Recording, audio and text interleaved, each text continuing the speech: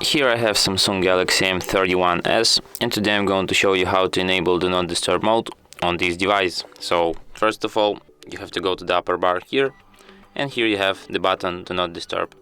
Just tap on it once and you can switch this mode. If you hold your finger on this button, you can access some of its settings. Here you can also switch it. You can add a schedule for it here. You can also set default duration for this mode. Here you can manage which notifications you want to hide while Do Not Disturb mode is on. And here you can manage exceptions for this mode. For example, it could be calls from contacts only, from stairs contacts, from nobody.